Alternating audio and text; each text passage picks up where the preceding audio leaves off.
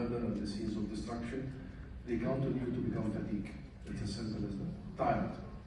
So keep the course. What happened recently, and by the way, started many years ago, but it's accumulated. What happened recently is historic. Historic in every sense. Yesterday, I did speak at another big national demo for Palestine.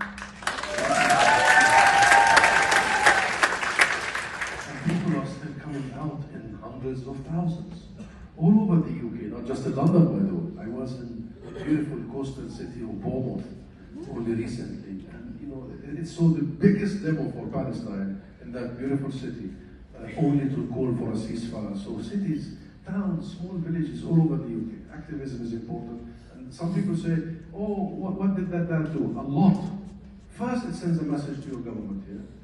Second, it sends a message to our people in Gaza and all over Palestine, that they're not alone. So it's important. And all the sort of activism, I mean, the students in campus is historic.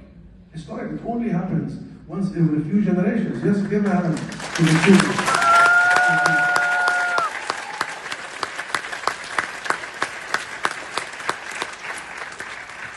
So there has to be two hands, my friend, of what needs to be done.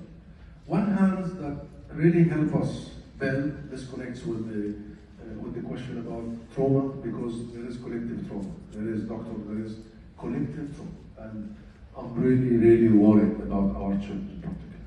Very much so. And whenever I have the chance to be on the phone with some of them, and when I hear some of the words and the thoughts of children, I get traumatized myself. Because the biggest challenge we have is to make sure that our children do not grow hate in their hearts. We are a nation that built ourselves and our resilience on one word: love. We love each other, we love our country, we love our homeland.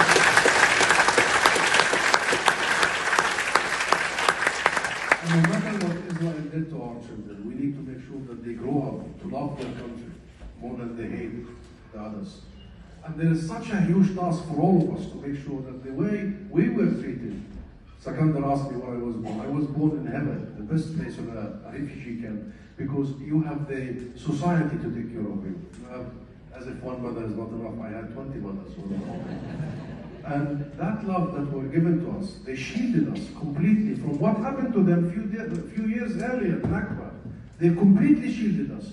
They invested in our education. They invested in who we are.